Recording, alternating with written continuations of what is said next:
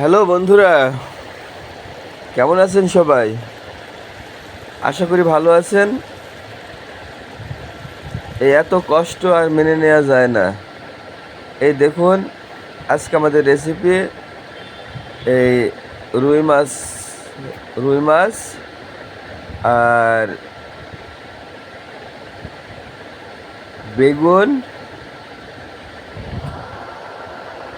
আলু, টমেটো দিয়ে রান্না। এ দেখতে পাচ্ছেন আমি মাছ ভেজে রেখেছি এবং বেগুনও কেটে রেখেছি। এই দেখতে পাচ্ছেন খুব সুন্দর সুন্দর করে কেটেছি। আসলে আপনারা জানেন আমি ইন্ডিয়াতে আছি, এখানে আসলে এই বেগুনগুলোই বেশি পাওয়া যায়, লাল বেগুন।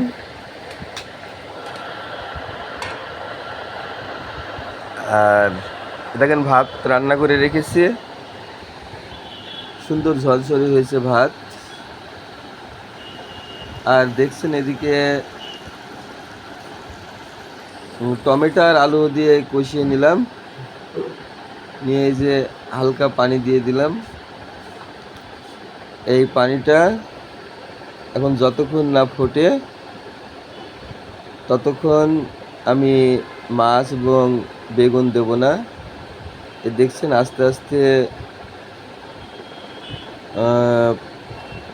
ঝোলটা গরম হচ্ছে এবং ফোটা শুরু করেছে। এই দেখতে পাচ্ছেন মাছ ভেজে রেখেছি, খুব সুন্দর হয়েছে, একটা মাছও ভাঙেনি, খুব সুন্দর করে ভাজা হয়েছে। এখন আমি বেগুনগুলো দেখুন দিয়ে দেবো, এই দিয়ে দিচ্ছি। এখন বেগুনগুলো যতক্ষণ না সিদ্ধ হয় ততক্ষণ পর্যন্ত আমি ওয়েট করব মাছ দেওয়ার জন্যে। এই দেখতে পাচ্ছেন তরকার ফুটছে, এই দেখতে পাচ্ছেন খুব দারুণ গন্ধ বের হচ্ছে। আপনারা পাচ্ছেন নাকি জানি, আমি তো পাচ্ছি, খুব দারুণ গন্ধ বের হচ্ছে, মনে হয় খুব টেস্ট হবে। এখন আমি মাছ দিয়ে দিচ্ছি, দেখুন। তো এই দেখতে পাচ্ছেন মাছ আস্তে আস্তে একটা একটা করে দিচ্ছি।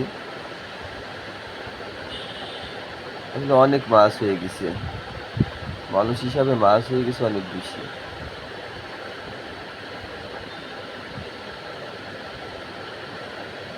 তো আপনাদের দাওয়াত রইল,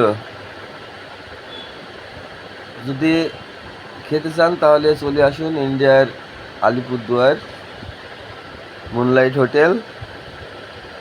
রান্না চলছে, হয়তো এখনও খাওয়া দাওয়া করতে আধা ঘন্টা বা 1 ঘন্টা বাকি। আসলে সত্যি খুব দারুণ হয়েছে।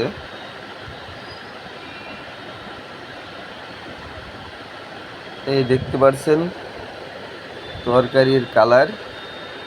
আসলে পুরুষ মানুষ তো বেশি কিছু রাঁধতে ইচ্ছে করে না, একটা তরকারি হলে ওই কষ্ট মষ্ট করে খেয়ে নেওয়া লাগে।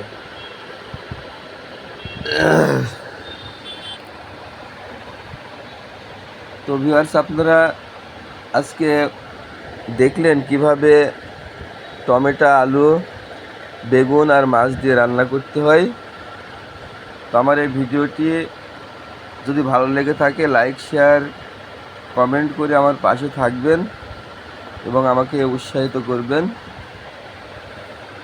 আর একটা কথা, এই মে জুন মাসে আমাদের দেশে যে পরিমাণ গরম পড়ে, যদি মনে করেন যে এই গরমের টাইমে আমরা একটু ঠান্ডা জায়গায় যাব, তাহলে আপনারা চলে আসতে পারেন নর্থ বেঙ্গলে।